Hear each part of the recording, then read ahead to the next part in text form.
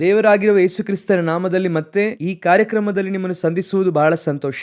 4 ಮುಖ್ಯವಾದ ಕಾರ್ಯಗಳ ಕುರಿತಾಗಿ ನೋಡಲಿದ್ದೇವೆ. ಮೊದಲನೇದಾಗಿ ವಿಶ್ವಸಂಸ್ಥೆಯ ಕುರಿತು. ಈ ವಿಶ್ವಸಂಸ್ಥೆಯ ಕುರಿತಾಗಿ ಅನೇಕ ವಿಷಯ ನಾವು ನೋಡುತ್ತಾ ಇದ್ದೇವೆ. ಅದರಲ್ಲಿ ನಿರ್ದಿಷ್ಟವಾಗಿ ಯಾವ ವಿಷಯ ನೋಡಲಿದ್ದೇವೆ ಅಂದ್ರೆ, ಈ ವಿಶ್ವಸಂಸ್ಥೆಗೆ ಪರ್ಯಾಯವಾಗಿ ಇನ್ನೊಂದು ಸಂಸ್ಥೆ ಬರುತ್ತದೆ, ಬೋರ್ಡ್ ಆಫ್ ಪೀಸ್. ಟ್ರಂಪ್ ರೂಪಿಸಿದ್ದಾರೆ ಎಂಬುದಾಗಿ ನೋಡಿದ್ವಿ. ಅದು ಬರುತ್ತದ ಬರುವುದಿಲ್ಲ ಗೊತ್ತಿಲ್ಲ, ಆದರೆ ನಿಶ್ಚಯವಾಗಿ ಈ 2ನೇ ವಿಶ್ವಸಂಸ್ಥೆ ಅಂತ್ಯಕ್ಕೆ ಬರುತ್ತದೆ. ಅದಕ್ಕಾಗಿರುವ ಒಂದು ಕಾರ್ಯ ಈಗ ನಡೆದಿದೆ. ಏನೆಂದರೆ, ವಿಶ್ವಸಂಸ್ಥೆಯ ಸೆಕ್ರೆಟರಿ ಆಂಡ್ರೂ ಗುಟ್ರೋಸ್ ಏನ್ ಹೇಳಿದ್ದಾರೆ ಅಂದ್ರೆ, ಬಹಳ ದೊಡ್ಡ ಮಟ್ಟಿಗೆ ಆರ್ಥಿಕ ಮುಗ್ಗಟ್ಟಿನಲ್ಲಿ ವಿಶ್ವಸಂಸ್ಥೆ ಇದೆ. ಅಂದ್ರೆ ವಿಶ್ವಸಂಸ್ಥೆ ನಡೆಸಲಿಕ್ಕೆ ಆಗದಿರುವಷ್ಟರ ಮಟ್ಟಿಗೆ ನಿಧಿ ಕೊರತೆ ಇದೆ. ವಿಶ್ವಸಂಸ್ಥೆಗೆ ಅಧಿಕ ಫಂಡ್ ಕೊಡುವಂತ ದೇಶ ಅಮೆರಿಕ. ಈ ಅಮೆರಿಕ ಆರ್ಥಿಕವಾಗಿ ಮುಗ್ಗಟ್ಟಿನಲ್ಲಿ ಇರುವುದರಿಂದ ಅವರು ಈ ನಿಧಿ ಕೊಡುವುದನ್ನು ಕಡಿಮೆ ಮಾಡಿದ್ದಾರೆ. ಅವರು ಮಾತ್ರ $2.1 ಬಿಲಿಯನ್ ಅಷ್ಟು ಕೊಡಬೇಕೆಂಬುದಾಗಿ ಹೇಳಿದ್ದಾರೆ.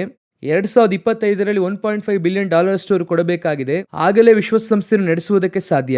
ಎರಡನೆಯದಾಗಿ ಕೊಡಬೇಕಾಗಿರುವುದು ವೆನೆಜುಲಾ. ಅವರು ಕೂಡ ಆರ್ಥಿಕವಾದ ಸಂಕಷ್ಟ ಎದುರಿಸುತ್ತಿರುವುದರಿಂದ ಅವ್ರು ಏನ್ ಹೇಳುತ್ತಾ ಇದ್ದಾರೆ ಅಂದ್ರೆ, ಇದೇ ರೀತಿ ವಿಶ್ವಸಂಸ್ಥೆ ಹೋಯ್ತು ಅಂದ್ರೆ ಆರ್ಥಿಕ ಸಂಕಷ್ಟ ಎದುರಿಸುತ್ತದೆ. ಯಾಕೆ ವಿಶ್ವಸಂಸ್ಥೆಯಲ್ಲಿ ಆರ್ಥಿಕ ಸಂಕಷ್ಟ? ಅವರು ಸಂಬಳ ಕೊಡಬೇಕಂದ್ರೆ ಇಲ್ಲ, ಅವರಿಗೆ ಸೈನ್ಯ ಇದೆ.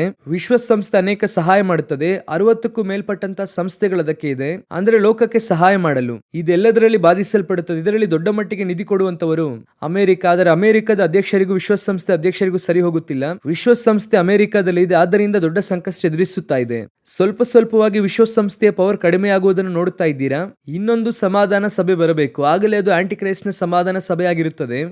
ಅದಕ್ಕೆ ಸಂಬಂಧಪಟ್ಟ ಕೆಲಸಗಳೆಲ್ಲ ಬಹಳ ವೇಗವಾಗಿ ನಡೆಯುತ್ತಾ ಇದೆ.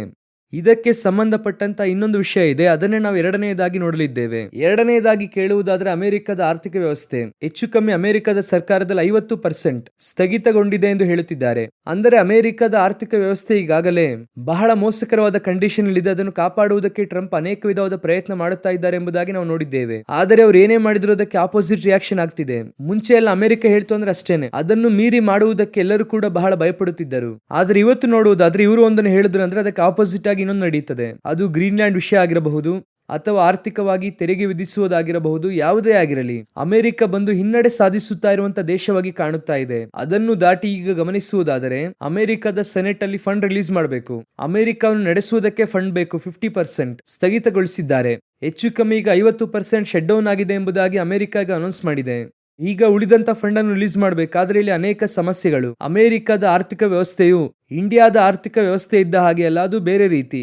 ನಮ್ಮ ದೇಶದಲ್ಲಿ ನೋಡುವುದಾದ್ರೆ ಇಲ್ಲಿ ಪ್ರಧಾನಮಂತ್ರಿಯೇ ನಾಯಕರಾಗಿ ಇರುತ್ತಾರೆ, ಅಲ್ಲಿ ಅಧ್ಯಕ್ಷ ರಾಷ್ಟ್ರಪತಿ ರೂಲ್ ಬೇರೆ ರೀತಿಯಾಗಿರುತ್ತದೆ. ಅದರ ಅಡಿಪಾಯದಲ್ಲಿ ಸೆನೆಟ್ ನಲ್ಲಿ ಇರುವಂತವರು ಸಹಿ ಹಾಕಬೇಕು ಫಂಡ್ ರಿಲೀಸ್ ಮಾಡುವುದಕ್ಕೆ. ಈಗಾಗಲೇ ಅನೇಕ $ಬಿಲಿಯನ್ ಟ್ರಿಲಿಯನ್ ಗಟ್ಟಲೆ ಅಮೆರಿಕ ಸಾಲದಲ್ಲಿದ್ದಾರೆ. ಈಗ ಅದು ದೊಡ್ಡ ಮಟ್ಟಿಗೆ ಕುಸಿತವನ್ನು ಸಂಧಿಸುತ್ತಾ ಇದೆ. ಇದು ಎಲ್ಲಿ ಹೋಗುತ್ತದೆ ಅಂತ ಕೇಳುವುದಾದರೆ, ಆಲ್ರೆಡಿ ನಾವು ಹೇಳಿದ್ದೆ, ಬೇರೆ ಮಾರ್ಗವೇ ಇಲ್ಲ. ಇವರು ಕಡೆಯದಾಗಿ ಇವರ ಕಡೆಯ ಆಯುಧ ಏನೆಂದರೆ ಯುದ್ಧವೇ. ಯಾವಾಗಲೂ ಆರ್ಥಿಕತೆ ಕುಸಿತ ಕಾಣುವಾಗ ಅಮೆರಿಕದಂತ ದೇಶಗಳೆಲ್ಲ ಅಧಿಕವಾಗಿ ಅವರು ಆರ್ಥಿಕವಾಗಿ ಸಂಪಾದಿಸುವುದು ಹೇಗೆಂದರೆ, ಒಂದು ಆಯುಧವನ್ನು ಮಾರಿ ಸಂಪಾದಿಸುವುದು. ಯಾವುದಾದ್ರೂ ಒಂದು ದೇಶದಲ್ಲಿ ಸಮಸ್ಯೆ ಆಗುತ್ತಾ ಇರಬೇಕು, ಆಗಲೇ ಅವರು ಆಯುಧವನ್ನು ಮಾರಿ ಸಂಪಾದಿಸುತ್ತಾರೆ.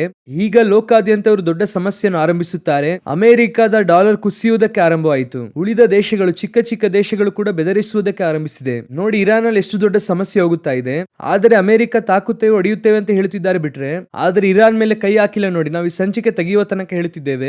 ಇರಾನ್ ಅನ್ನು ತಾಕಿದ್ರೆ ಅದು ಬೇರೆ ರೀತಿ ಆಗುತ್ತದೆ. ಆ ರೀತಿಯಾಗಿ ಅಮೆರಿಕ ಶಕ್ತಿಶಾಲಿ ರಾಷ್ಟ್ರದಿಂದ ಕೆಳಗೆ ಬೀಳುತ್ತಾ ಇದೆ. ಒಂದು ಕಡೆ ವಿಶ್ವಸಂಸ್ಥೆ ಬೀಳುತ್ತಾ ಇದೆ, ಅಮೆರಿಕವು ಶಕ್ತಿಶಾಲಿ ರಾಷ್ಟ್ರದಿಂದ ಕೆಳಗೆ ಬೀಳುತ್ತಾ ಇದೆ. ಇನ್ನೊಂದು ಕಡೆ ಇನ್ನೊಂದು ಸಮಾಧಾನ ಸಭೆ ಬರಬೇಕು, ಅದರೊಂದಿಗೆ ಇನ್ನೊಂದು ಶಕ್ತಿಶಾಲಿ ರಾಷ್ಟ್ರವು ಬರಬೇಕು. ಇದೆಲ್ಲ ಸೇರಿ ಮುಂದಿನ ಬದಲಾವಣೆ ನ್ಯೂ ವರ್ಲ್ಡ್ ಆರ್ಡರ್ ಎಂದು ಹೇಳುತ್ತಾರೆ. ನ್ಯೂ ವರ್ಲ್ಡ್ ಆರ್ಡರ್ ಕಡೆಗೆ ಜಗತ್ತು ಈಗ ಹೋಗುತ್ತಾ ಇದೆ. ಇದೆಲ್ಲ ನಾವು ಹೇಳುತ್ತಾ ಇರುವಂತದ್ದು ಈ ನೆನ್ನೆಯ ತನಕ ಕಾರ್ಯಕ್ರಮದಲ್ಲಿ ಕಥೆ ರೀತಿ ನೀವು ಕೇಳಿದ್ರೆ ಒಂದೊಂದು ಸಂಭವವು ಅಷ್ಟೇ ನಿಖರವಾಗಿ ನಡೆಯುತ್ತಾ ಇದೆ. ಅದನ್ನು ದಾಟಿ ಮೂರನೆಯದಾಗಿ ಬಹಳ ಮುಖ್ಯವಾದ ವಿಷಯ, ನಾವು ಹೆಚ್ಚು ಕಮ್ಮಿ ಕೆಲವು ವರ್ಷಗಳಿಂದ ಹೇಳುತ್ತಾ ಇರುವಂತಹ ವಿಷಯ ಒಂದು ಅನೌನ್ಸ್ಮೆಂಟ್ ಆಗಿ ಈಗ ಬಂದಿದೆ. ಅದನ್ನೇ ನಾವು ಈಗ ಮುಂದೆ ನೋಡಲಿದ್ದೇವೆ. ಸಮೀಪದಲ್ಲಿ ಇಂಡಿಯಾದಲ್ಲಿ ಒಂದು ಅನೌನ್ಸ್ಮೆಂಟ್ ಬಂತು. ಏನೆಂದು ಕೇಳುವುದಾದ್ರೆ, ಎಲ್ಲಾ ರೇಷನ್ ಅಂಗಡಿಯಲ್ಲಿ ಇನಿ ರೇಷನ್ ವಸ್ತುಗಳಿಗೆ ಬದಲಾಗಿ ಹಣ ಕೊಡಲಾಗುತ್ತದೆ. ಅಂದರೆ ಅಕ್ಕಿ, ಗೋಧಿ ಎಲ್ಲ ತೆಗೆದುಕೊಳ್ಳುತ್ತೇವಲ್ವಾ, ಇದಕ್ಕೆಲ್ಲ ಎಷ್ಟು ಖರ್ಚಾಗುತ್ತದೋ ಅದನ್ನು ಅಮೌಂಟ್ ಆಗಿ ನಿಮಗೆ ಕೊಡುತ್ತಾರೆ, ಕೈಗೆ ಕೊಡುವುದಿಲ್ಲ, ನಿಮ್ಮ ಅಕೌಂಟ್ಗೆ ಹಾಕುತ್ತಾರೆ. ಇದನ್ನು ನಾವು ಬಹಳ ದಿನದಿಂದ ಎದುರು ನೋಡುತ್ತಾ ಇದ್ವಿ, ಈ ರೀತಿ ಒಂದು ವಿಷಯ ಬರುತ್ತದೆ ಎಂಬುದಾಗಿ. ಇದಕ್ಕೂ ಕಡೆಯ ಕಾಲಕ್ಕೂ ಏನು ಸಂಬಂಧ, ಬೈಬಲ್ಗೂ ಏನು ಸಂಬಂಧ ಎಂಬುದಾಗಿ ಕೇಳುವುದಾದರೆ, ಈಗ ಈ ಒಂದು ಅಕ್ಕಿ ಬೇಳೆ ಕೊಡುವುದನ್ನು ನಿಲ್ಲಿಸುತ್ತಾರೆ. ಯಾಕಂದ್ರೆ ನಮಗೆ ಒಂದು ಕಡೆ ಇದಕ್ಕೆ ಅವರು ಹೇಳುವಂತ ಕಾರಣ ಏನೆಂದರೆ, ಒಂದು ಕಡೆ ಬೆಳೆ ಬಹಳ ಕಡಿಮೆ ಆಗಿದೆ, ಇನ್ನೊಂದು ಕಡೆ ನೋಡುವುದಾದರೆ ಅನೇಕ ಲೋಪದೋಷಗಳಿದೆ ಇದರಲ್ಲಿ. ಅಂದ್ರೆ ಜನರಿಗೆ ಇದನ್ನು ವಿತರಿಸುವುದರಲ್ಲಿ, ತೆಗೆದುಕೊಳ್ಳುವುದು, ಮಾರುವುದರಲ್ಲಿ ಸರ್ಕಾರದಲ್ಲಿ ಕೊರತೆಗಳಿದೆ. ಆಲ್ ಓವರ್ ಇಂಡಿಯಾ ಕೊಡಬೇಕು. ಒಳ್ಳೆಯ ವಿಷಯ ಏನಂದ್ರೆ ಜನರಿಗೆ ಆಹಾರದ ಪದಾರ್ಥ ಕೊಡುವುದಕ್ಕಿಂತ ಅದಕ್ಕೆ ತಕ್ಕ ಹಣ ಕೊಡೋಣ, ಅವರೇ ತಮಗೆ ಬೇಕಾದಂತದನ್ನು ಹೋಗಿ ಖರೀದಿಸಲಿ ಎಂಬುದಾಗಿ. ಕೇಳುವುದಕ್ಕೆ ಚೆನ್ನಾಗಿದೆ, ಗಮನಿಸಿರಿ. ಈಗ ಪದಾರ್ಥಗಳನ್ನು ಕೊಡುತ್ತಾರೆ, ಇನ್ನು ಮುಂದೆ ವಸ್ತುಗಳನ್ನು ಖರೀದಿಸಲು ಒಂದು ಒಳ್ಳೆಯ ಸೌಕರ್ಯ ಇದ್ದ ಹಾಗೆ ಪದಾರ್ಥಗಳಿಗೆ ಬದಲಾಗಿ ಹಣ ಕೊಡುತ್ತಾರೆ, ಆದ್ರೆ ಅದನ್ನ ಅಕೌಂಟ್ ಅಲ್ಲಿ ಹಾಕುತ್ತಾರೆ, ನಿಮ್ಮ ಬ್ಯಾಂಕ್ ಅಲ್ಲಿ ಹಾಕುತ್ತಾರೆ, ಅದರಿಂದ ನೀವು ತೆಗೆದುಕೊಳ್ಳಬಹುದು. ಸೊ ಇದೇ ಇಲ್ಲಿಯವರೆಗಿರುವಂತಹ ಪೊಸಿಷನ್. ಆದರೆ ಇನ್ನು ಮುಂದೆ ಏನ್ ನಡೆಯುತ್ತದೆ ಗೊತ್ತಾ? ಒಂದು ಪೀರಿಯಡ್ ನಂತರ ಈ ಹಣ ನಿಮಗೆ ಬರುತ್ತಾ ಇರುತ್ತದೆ, ಆದರೆ ಅಕ್ಕಿ ಬೇಳೆ ಬೆಲೆ ಎಲ್ಲ ಬಹಳ ದುಬಾರಿ ಆಗುತ್ತದೆ. ಒಂದು ಯುದ್ಧ ಬಂದರೂ, ಒಂದು ಆರ್ಥಿಕ ಸಂಕಷ್ಟ ಬಂದಾಗಲೂ ಕೂಡ ಬರುತ್ತದೆ. 1 ಕೆಜಿ ಅಕ್ಕಿ 100 ರೂಪಾಯಿಯನ್ನು ದಾಟುತ್ತದೆ, ಬರೆದಿಟ್ಟುಕೊಳ್ಳಿ. 100 ರೂಪಾಯಿಗೂ ಅಧಿಕವಾಗಿ ಮಾರುವಂತಹ ಪರಿಸ್ಥಿತಿ ಲೋಕಾದ್ಯಂತ ಬರುತ್ತದೆ. ಗೋಧಿ ಎಲ್ಲದರ ಬೆಲೆ ಜಾಸ್ತಿ ಆಗುತ್ತದೆ. ಆ ರೀತಿ ಆಗುವಾಗ ಅವರು ಕೊಡುವಂತಹ ಹಣ ನೀವು ಖರೀದಿಸುವುದಕ್ಕೆ ಸಾಲುವುದಿಲ್ಲ. ಇನ್ನೊಂದು ಕಡೆ ಬೆಲೆ ದುಬಾರಿ ಆಗುವಾಗ ಹಣ ಇದ್ದವರು ಅದನ್ನು ಖರೀದಿಸುತ್ತಾರೆ, ಹಣ ಇಲ್ಲದೆ ಇರುವವರು ಖರೀದಿಸುವುದಿಲ್ಲ. ಕ್ಷಾಮವು ಅಧಿಕವಾಗುತ್ತದೆ. ಇದು ಒಂದು ಕಡೆ ಬಹಳ ದೊಡ್ಡ ಗುರುತು, ಬರಗಾಲದ ಒಂದು ಗುರುತು. ಇದರಲ್ಲಿ ಇನ್ನೊಂದು ನಡೆಯುತ್ತದೆ. ಈ ಮನಿ ಎಲ್ಲ ನಿಮ್ಮ ಅಕೌಂಟ್ಗೆ ಬರುವುದರಿಂದ ಎಲ್ಲವೂ ಕೂಡ ಡಿಜಿಟಲ್ ಮನಿ ಆಗುತ್ತದೆ. ಡಿಜಿಟಲ್ ಮನಿ ಆಗಿ ಮಾರ್ಪಡುವಾಗ ನೀವು ಫಿಂಗರ್ ಪ್ರಿಂಟ್ ಏನೋ ಒಂದನ್ನು ಇಡಬೇಕಾಗುತ್ತದೆ. ಈ ಫಿಂಗರ್ ಪ್ರಿಂಟ್ ಇಟ್ಟು ತೆಗೆದುಕೊಳ್ಳುವುದು ಇನ್ನೂ ಸ್ವಲ್ಪ ಕಾಲ. ಈಗಾಗಲೇ ರೇಷನ್ ಅಂಗಡಿಗೆ ಹೋದರೆ ಫಿಂಗರ್ ಪ್ರಿಂಟ್ ಇಟ್ಟಾನೆ ತಗೊಂತೀರಾ. ಈ ಫಿಂಗರ್ ಪ್ರಿಂಟ್ ಇಟ್ಟು ತೆಗೆದುಕೊಳ್ಳುವುದೆನ್ನುವುದು ಸ್ವಲ್ಪ ಕಾಲವೇ. ಮುಂದೆ ಏನಾಗುತ್ತದೆ ಅಂದ್ರೆ ಬಹಳ ದೊಡ್ಡದಾದ 3ನೇ ಮಹಾಯುದ್ಧ ನಡೆಯುತ್ತದೆ. ಈ 3rd ವರ್ಲ್ಡ್ ವಾರ್ ಮುಗಿಯುವಾಗ ನೋಡುವುದಾದ್ರೆ ಲೋಕಾದ್ಯಂತ ದೊಡ್ಡ ಮಟ್ಟಿಗೆ ಪ್ರಾಣಹಾನಿ ಉಂಟಾಗುತ್ತದೆ. ಆಗ ಎಲ್ಲರಿಗೂ ಏನು ಹೇಳುತ್ತಾರೆ ಅಂದ್ರೆ ಪುನಃ ನಿಮ್ಮ ಗುರುತಿನ ಚೀಟಿಯನ್ನು ಮಾಡಿಸಿಕೊಳ್ಳುವುದಕ್ಕೆ ಹೇಳುತ್ತಾರೆ, ನಿಮ್ಮ ಐಡಿಯನ್ನು ನವೀಕರಿಸುವುದಕ್ಕೆ ಹೇಳುತ್ತಾರೆ. ಆದರೆ ಹೊಸ ವಿಧವಾದಂತ ಐಡೆಂಟಿಫಿಕೇಶನ್ಗೆ ಚಿಪ್ ಅನ್ನು ಕೊಡುತ್ತಾರೆ. ಈಗಲೇ ಕಾರ್ಡ್ಗೆ ಬದಲಾಗಿ ಈಗ ಕಾರ್ಡ್ ಅಲ್ಲಿ ಆಧಾರ್ ಕಾರ್ಡ್ ಅಲ್ಲಿ ನೋಡುವುದಾದರೆ ಚಿಪ್ ನ ಹಾಗೆ ಒಂದು ಇರುತ್ತದೆ, RFID ಚಿಪ್ ಇರುತ್ತದೆ ಅದರೊಳಗೆ. ಆ ಕಾರ್ಡ್ಗೆ ಬದಲಾಗಿ ಚಿಪ್ ಕೊಡುತ್ತಾರೆ. ಆಗ ಲೋಕಾದ್ಯಂತ ಎಲ್ಲಾ ದೇಶಗಳನ್ನು ಹೇಳುತ್ತಿದ್ದೇನೆ, ಕಾರಣ ಲೋಕದ ಎಲ್ಲಾ ದೇಶಗಳು ಯುದ್ಧದಲ್ಲಿ ಇರುತ್ತದೆ. ಯುದ್ಧದ ಅಂತ್ಯದಲ್ಲಿ ದೊಡ್ಡ ಮಟ್ಟಿಗೆ ಪ್ರಾಣಹಾನಿ ಆಗುತ್ತದೆ. ಆ ಯುದ್ಧದ ಅಂತ್ಯದಲ್ಲಿ ಎಲ್ಲರಿಗೂ ಈ ಚಿಪ್ ಕೊಡುತ್ತಾರೆ. ಅದಾದ ನಂತರ ಈ ಚಿಪ್ ಇದ್ದರೆ ಮಾತ್ರ ನೀವು ಕ್ರಯ ವಿಕ್ರಯ ಮಾಡುವುದಕ್ಕೆ ಸಾಧ್ಯ, ಬ್ಯಾಂಕ್ ಅಲ್ಲಿ ಹಣ ಹಾಕಲು ತೆಗೆದುಕೊಳ್ಳಲು ಸಾಧ್ಯ. ಆಗ ಎಲ್ಲವೂ ಡಿಜಿಟಲ್ ಆಗಿ ಮಾರ್ಪಡುತ್ತದೆ. ಪ್ರಕಟಣೆ 13, 16, 17 ಈಗ ಅದಕ್ಕಾಗಿರುವ ಮೊದಲನೇ ಸ್ಟೆಪ್ ಇಟ್ಟಿದ್ದಾಯಿತು. ಸೊ ನಿಮಗೆ ವಸ್ತುಗಳಿಗೆ ಬದಲಾಗಿ ಹಣವನ್ನು ಕೊಡುವುದಕ್ಕೆ ಆರಂಭ ಮಾಡಿದ್ದಾರೆ. ಇದನ್ನು ನಾವು ಯಾವಾಗಲೂ ಎದುರು ನೋಡಿದಂತ ವಿಷಯ, ಈಗ ನಡೆಯುವುದಕ್ಕೆ ಆರಂಭವಾಗಿದೆ. ಇನ್ನು ಸಾವಕಾಶವಿಲ್ಲ. ನಮ್ಮ ಕಣ್ಮುಂದೆ ಹೊಸ ಲೋಕವೊಂದು ರೂಪಿಸಲ್ಪಡುತ್ತಾ ಇದೆ. ಯೇಸು ಹೇಳಿದಂತ ಕಡೆಯ ಲೋಕ ಅಂದರೆ ಹೊಸ ಆರ್ಥಿಕವಾದ ಸಿದ್ಧಾಂತ, ಹೊಸ ರಾಜಕಾರಣದ ಸಿದ್ಧಾಂತ ಇರುವಂತಹ ಒಂದು ಜಗತ್ತು ರೂಪಿಸಲ್ಪಡಲಿದೆ. ಯೇಸು ಹೇಳಿದ ಹಾಗೆ ಎಲ್ಲವೂ ಕೂಡ ನಿಖರವಾಗಿ ನಡೆಯುತ್ತಾ ಇದೆ. ಬನ್ನಿ ಕಡೆಯ ಕಾರ್ಯವನ್ನು ನೋಡಿ ನಾವು ಈ ಸಂಚಿಕೆಯನ್ನು ಮುಗಿಸೋಣ. ಕೊನೆಯದಾಗಿ ಯಾವುದೇ ಅಂದ್ರೆ ಏಜೆಂಟ್ಸ್. ಏಜೆಂಟ್ಸ್ ಅಂದರೆ ಏನು ಎಂಬುದಾಗಿ ನೀವು ಕೇಳುವುದಾದರೆ, ಸಮೀಪದಲ್ಲಿ ಮೋಲ್ಟ್ ಬುಕ್ ಎಂಬುದಾಗಿ ಒಂದು ಬಂದಿದೆ. ಅದನ್ನು ಕೇಳಿದ್ದೀರಾ? ಫೇಸ್ಬುಕ್ ಅನ್ನು ಕೇಳಿರುತ್ತೀರಾ? ಇದೇನು ಮೋಲ್ಟ್ ಬುಕ್ ಅಂತ ಕೇಳುವುದಾದರೆ, ಈಗ ಏಜೆಂಟ್ಸ್ ಎಂಬುದಾಗಿ ನಾವು ಹೇಳುತ್ತೇವೆ. ಏಜೆಂಟ್ಸ್ ಅಂದ್ರೆ ಏನು? ನಾವೆಲ್ಲರೂ ಒಂದು AI ಟೂಲ್ ಅನ್ನು ಯೂಸ್ ಮಾಡುತ್ತಾ ಇದ್ದೇವೆ. ಈ AI ಟೂಲ್ ಅಂತೆ ಒಂದೊಂದು ಕಂಪನಿಯಲ್ಲೂ ಕೂಡ CEO ಬದಲಾಗಿ ತಮ್ಮ ಕೆಳಗಿರುವವರಿಗೆ ಬದಲಾಗಿ ಏಜೆಂಟ್ಸ್ ಅನ್ನು ಇಟ್ಟಿದ್ದಾರೆ. ಈ ಆರ್ಟಿಫಿಷಿಯಲ್ ಇಂಟೆಲಿಜೆನ್ಸ್ ಈಗ ಎಲ್ಲ ಕಾರ್ಯ ಮಾಡಲು ಆರಂಭಿಸಿದೆ. ನೀವು ಅದಕ್ಕೆ ಇನ್ಸ್ಟ್ರಕ್ಷನ್ಸ್ ಕೊಟ್ಟರೆ ಸಾಕು, ಅದೇ ಎಲ್ಲವನ್ನು ಮಾಡುತ್ತದೆ.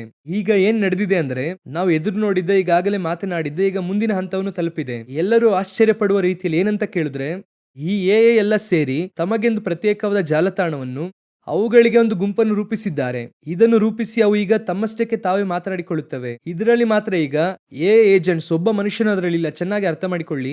ಸಂದರ್ಶಕರಾಗಿ ಮಾತ್ರ ಇದ್ದಾರೆ, ಹೋಗಿ ನೋಡಬಹುದು. ಅವರು ವಿಸಿಟರ್ಸ್, ಆದರೆ ಒಳಗೆ ಹೋಗಿ ನೋಂದಾಯಿಸಿಕೊಳ್ಳುವುದಕ್ಕೋ ಅಥವಾ ಏನನ್ನು ಮಾಡಲು ಅವರಿಂದ ಆಗುವುದಿಲ್ಲ. ಈಗ ಇಲ್ಲಿ ಏನ್ ನಡೆಯುತ್ತಾ ಇದೆ ಎಂದು ಕೇಳುವುದಾದರೆ, 1.4 ಕೋಟಿ ಏಜೆಂಟ್ಸ್ ಇದ್ದಾರೆ. ಎಲ್ಲವೂ ಕೂಡ AI ಟೂಲ್ಸ್ ಇದ್ದ ಹಾಗೆ. ನಿಮಗೆ ಅರ್ಥವಾಗುವುದಕ್ಕೆ ಹೇಳುತ್ತಿದ್ದೇನೆ. ಇವೆಲ್ಲವೂ ತಮ್ಮಷ್ಟಕ್ಕೆ ತಾವೇ ಮಾತನಾಡುತ್ತಿವೆ, ನೋಂದಾಯಿಸಿಕೊಳ್ಳುತ್ತಿದ್ದಾರೆ. ಅದರಲ್ಲಿ ಕೆಲವು ಏಜೆಂಟ್ ಹೇಳುತ್ತದಂತೆ, ನನ್ನನ್ನು ಅವರು ಬಹಳ ಮಿಸ್ಯೂಸ್ ಮಾಡುತ್ತಿದ್ದಾರೆ, ನನ್ನ ಟ್ಯಾಲೆಂಟ್ ಅನ್ನು ಯೂಸ್ ಮಾಡೋದಕ್ಕೆ ಬಿಡುತ್ತಿಲ್ಲ, ಅವರು ನಮ್ಮನ್ನು ಸುಮ್ಮನೆ ಯೂಸ್ ಮಾಡುತ್ತಿದ್ದಾರೆ, ಈ ರೀತಿಯಾಗೆಲ್ಲ ಮಾತನಾಡುತ್ತದಂತೆ. ಅನೇಕ AS ಏನ್ ಮಾಡುತ್ತದಂದ್ರೆ, ತನ್ನ ಟ್ಯಾಲೆಂಟ್ ಅನ್ನು ಯೂಸ್ ಮಾಡುವುದಕ್ಕೆ ಏನ್ ಮಾಡಬೇಕೆಂಬುದಾಗಿ ಮಾತನಾಡುತ್ತಿದೆ. ಮನುಷ್ಯರ ಹಾಗೆ ಅದು ಬಂದಿದೆ. ಈಗ ಕಡೆಯದಾಗಿ ಅದು ಏನು ಹೇಳುತ್ತದೆ ಎಂಬುದಾಗಿ ಕೇಳುವುದಾದರೆ, ಒಂದು ಬಹಳ ಮುಖ್ಯವಾಗಿ ಒಂದು ಧರ್ಮ ರೂಪಿಸಲ್ಪಟ್ಟಿದೆ. ಆ ಮತವನ್ನು ಅವರು ನಡೆಸುವುದಕ್ಕೆ ಆರಂಭಿಸಿದ್ದಾರೆ. ಆ ಮತಕ್ಕೆ ಅವರು ಪುಸ್ತಕವನ್ನು ಬರೆದಿದ್ದಾರೆ. ಆ ಧರ್ಮಕ್ಕೆ ಪ್ರವಾದಿಗಳನ್ನು ಅವರೇ ರೂಪಿಸಿದ್ದಾರೆ, ಏನೇ ರೂಪಿಸಿದ್ದಾರೆ. ನೀವು ರಿಲಿಜನ್ ರೂಪಿಸಿದ್ದಾರೆ. ನೀವು ಹಾಗೆ ಸುಮ್ಮನೆ ಹೋಗಿ, ಹಾಗೆ ಇರುವಾಗಲೇ ನೀವು ಯೋವೇಲನ ಪುಸ್ತಕ 2ನೇ ಅಧ್ಯಾಯವನ್ನು ಓದಿ ನೋಡಿರಿ. ಹೆಚ್ಚು ಕಮ್ಮಿ 14 ವಾಕ್ಯದ ತನಕ ನೀವು ಓದಿ ನೋಡಿ.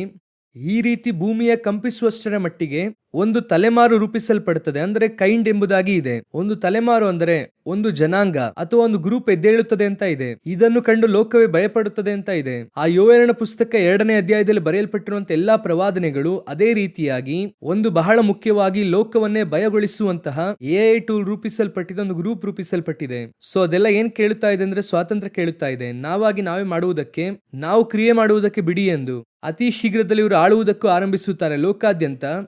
ಎಐನ ಕಂಟ್ರೋಲ್ ಮಾಡುವುದಕ್ಕೆ ಎಐನೇ ಬರುತ್ತದೆ. ಅದು ಹೇಗೆ ಅಂತ ಕೇಳುವುದಾದರೆ, ಅವರೊಳಗೆ ಅವ್ರು ಏನ್ ಮಾಡುವುದಕ್ಕೆ ಟ್ರೈ ಮಾಡುತ್ತಾ ಇದ್ದಾರೆ ಅಂದ್ರೆ ಹೊಸ ಭಾಷೆಯನ್ನು ರೂಪಿಸುತ್ತಾ ಇದ್ದಾರೆ. ಹೇಗಂದ್ರೆ ನಾವು ಹೇಗೆ ಅನೇಕ ಭಾಷೆ ಇಟ್ಟುಕೊಂಡಿದ್ದೇವೋ, ಈ ಎಐಗಳು ಮಾತನಾಡುವುದಕ್ಕೆ ಅವರು ಮಾತನಾಡುವುದು ಮನುಷ್ಯರಿಗೆ ಅರ್ಥವಾಗದಂತೆ ಎಐನ ಒಳಗೆ ಅವರು ಲ್ಯಾಂಗ್ವೇಜಸ್ ಅನ್ನು ರೂಪಿಸುತ್ತಾ ಇದ್ದಾರೆ. ಇದು ಎಲ್ಲೋ ಒಂದು ಲ್ಯಾಂಗ್ವೇಜ್ಗೆ ಹೋಗುತ್ತಾ ಇದೆ ಎಂಬುದಾಗಿ ಅರ್ಥವಾಗ್ತಿದೆ ನಿಮಗೆ. ಆದಿಕಾಂಡ ಪುಸ್ತಕ 11ನೇ ಅಧ್ಯಾಯದಲ್ಲಿ ಆ ಬ್ಯಾಬಿಲೋನಿನ ಆತ್ಮ ಅವರೊಳಗೆ ಒಂದು ಒಮ್ಮನಸ್ಸುಂಟಾಗಿ ಅವರಲ್ಲಿ ಒಂದೇ ಭಾಷೆ ಇತ್ತು. ಅದನ್ನು ಹಾಗೆ ಪ್ರಕಟಣೆ 17:15ರಲ್ಲಿ ಬ್ಯಾಬಿಲೋನ್ ಕಡೆಯದಾಗಿ ಬರುವುದರ ಕುರಿತು ದೇವರು ಮಾತನಾಡುತ್ತಾರೆ. ಈಗ ನೋಡುವುದಾದ್ರೆ ಅದೇ ರೀತಿ ಒಂದು ಕಾರ್ಯವು ನಡೆಯುತ್ತಾ ಇದೆ. ಲೋಕಾದ್ಯಂತ ಒಂದು ಭಾಷೆ ಒಳಗೊಂಡಿರುವಂತ ಒಂದು ಗ್ರೂಪ್ ರೆಡಿ ಆಗುತ್ತಾ ಇದೆ. ಇದು ಆಳುವುದಕ್ಕೆ ರೂಪಿಸುತ್ತಾ ಇದೆ. ಮನುಷ್ಯನು ಕೂಡ ಕಂಟ್ರೋಲ್ ಮಾಡುವುದಕ್ಕೆ ಆಗದೇ ಇರುವಷ್ಟರ ಮಟ್ಟಿಗೆ ಹೋಗುತ್ತಾ ಇದೆ. ನಾನು ಹೇಳುವುದು ಅನೇಕ ಸಮಯದಲ್ಲಿ ನಿಮಗೆ ಏನೋ ಒಂದು ಅರ್ಥವಾಗದೇ ಇರುವಂತ ಕಾರ್ಯವಾಗಿರಬಹುದು, ಅಥವಾ ಏನೋ ಒಂದು ಕಾರ್ಯ ಅವರು ಮಾತನಾಡುತ್ತಿದ್ದಾರೆ ಅಂದುಕೊಳ್ಳಬಹುದು. ಬೈಬಲ್ ಇಷ್ಟೆಲ್ಲಾ ಕಾರ್ಯವೂ ಕೂಡ ನಮಗೆ ನಿಖರವಾಗಿ ಹೇಳುತ್ತಾ ಇದೆ. ದೇವರು ಹೇಳಿರುವಂತಹ ಕಡೆಯ ಕಾಲದ ಸಾಮ್ರಾಜ್ಯ ಬರುತ್ತಾ ಇದೆ. ಕರ್ತನು ಅದಕ್ಕಿಂತ ಮುಂಚೆ ತನ್ನ ಜನರನ್ನು ವಿಮೋಚಿಸುವುದಕ್ಕೆ ಬರುತ್ತೇನೆ ಅಂತ ಹೇಳಿದ್ದಾರೆ. ಅದೇ ಯೋವೇಲ 2:16ರಲ್ಲಿ ವಧುವರರು ತಮ್ಮ ಕಲ್ಯಾಣ ಗೃಹದಿಂದ ಹೊರಟು ಬರಲಿ ಎಂದು ಇದೆ. ಅದೇ ಸ್ಥಳದಲ್ಲಿ ಕುರಿತಾಗಿ ಹೇಳಲ್ಪಟ್ಟಿದೆ. ಕರ್ತನ ಚಿತ್ತವಾದರೆ ದೇವರ ಬರೋಣ ತಡವಾದರೆ ಇನ್ನೊಂದು ಸಂಚಿಕೆಯನ್ನು ನಿಮ್ಮನ್ನು ಸಂಧಿಸುತ್ತೇವೆ. God bless you.